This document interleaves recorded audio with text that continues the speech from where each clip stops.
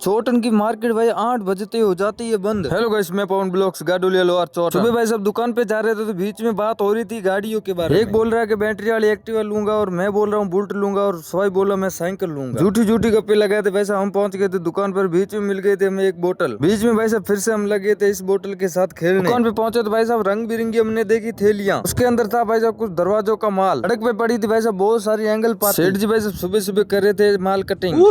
छोरा के शेर आयो, शेर में करो शेर